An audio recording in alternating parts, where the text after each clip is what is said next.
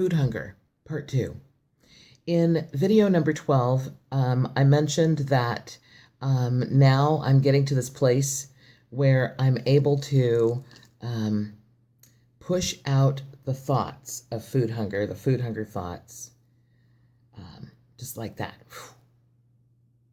But what I'm doing, I put in written words, caption, is actually replacing those thoughts with focus on my conscious intention, what it is I really want to do. I just go there and I just immerse myself in it, what it looks like, feels like.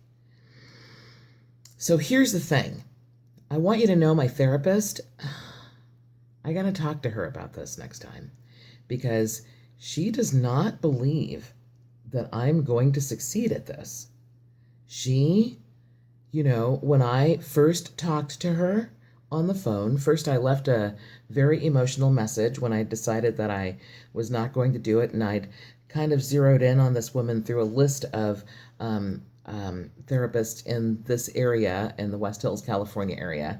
And I liked her because she was not only specializing in weight loss, what I like to call weight release rather than weight loss, and we'll talk about that in a second, but also career transition, which I'm in the midst of a pretty gigantic career transition, which is actually very exciting, but the two issues for me, weight release and the career transition, are tightly braided, and in terms of a lot of things. So, okay, keeping this brief, I cry in the message that I leave to her. I'm just like, I don't even know why the tears, but I just. So when she called me and we're talking, she said, I told her, so I went through everything. I got approved for everybody, all departments, all doctors, all nurses, all everything. Everybody who needed to sign off signed off, and I was good to go for the 21st, but I'm not going to do it now.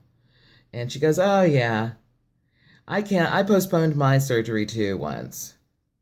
And so that was one thing, but, so I, in our first, or I think it was the second session actually, it seemed like she had talked to somebody and, about the fact that I was, doing this non-surgical sleeve procedure thing, eating as if I had actually had the surgery, less than 1,000 calories a day, doing the all liquids and everything. And so in that conversation, in that session near the beginning, she said, this is not sustainable. This is, and so then I explained again what my plan was, how I'm getting through it, what the vitamins I'm taking, the everything, and that it's only for 10 days, and then the next 10 days, and the next, and I should be able to do this just like those folks were able to do this, and that, the real thing is the head hunger. And she's like, but, you've gone through this before, you've left no stone unturned. I'm like, no,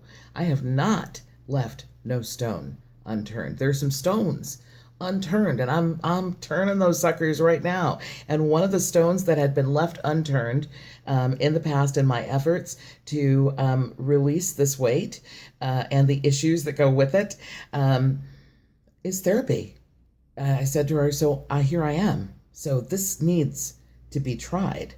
This is one thing. That's just one thing. So now here's the other part of me that I don't mind sharing. All of my careers have been sit-down careers. Sitting disease is a mofo. Dude. I did radio for 20 years.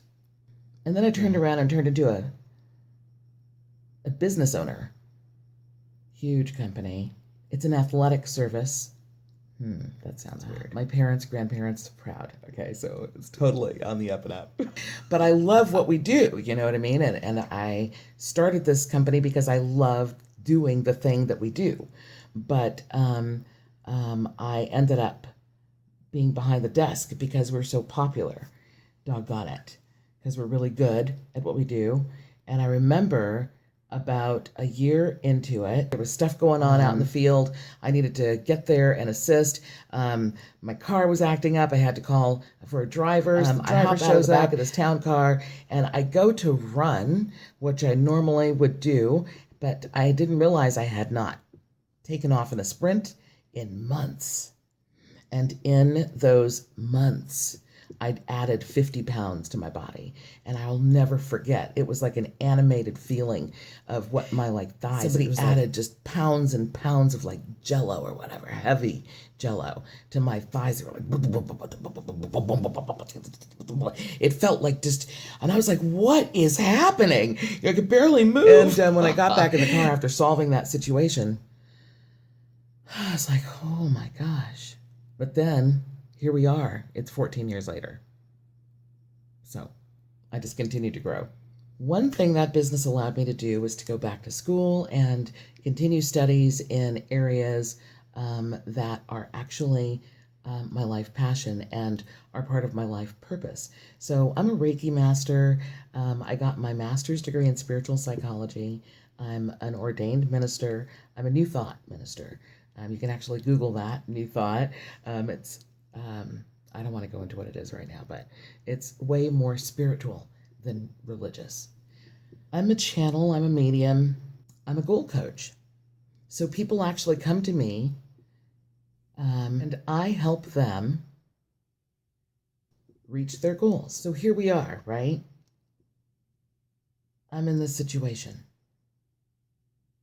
And I said to myself, what would you tell you? What would you tell somebody else if they were in your situation? How would you coach them? So that is what I'm doing. I am coaching myself, along with seeking outside therapy with my therapist who doesn't believe me yet. That's okay. It's okay. God bless her. She just doesn't want me to waste time. And I totally get that. I really get that. But she'll just have to learn. The law of attraction is real. And so I'm implementing it into my life. Okay. In brief and in closing, when you want to get to a goal, you want to get from A to Z, right? Along the way, stuff happens. And as you're getting to these things, the stuff, which is kind of like the challenges, the things that might feel like barriers, like head hunger. In this challenge for me, getting from A, which is 315 pounds, to Z, which is 175-ish, ultimately. Head hunger was the first notch.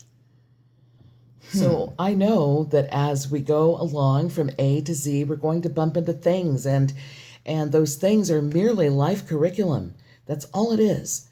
So the goal is to get in there and heal it, fix it, solve it, beat it, Now, of course, that may sound easier said than done. And sometimes it is. So ultimately, it's about the journey and not the destination, right? And that's what all goals are for, actually. Yes, we want to get there. We want to acquire the thing. We want to, meet the desire, gratification, have it happen. Yes, but it's what happens along the way, the transformations that happen along the way that grow us, so that in the future, when we have that goal, it's a piece of cake. First time we tried that goal, boy, did we have to go through a lot of stuff. Next time we tried it, piece of cake.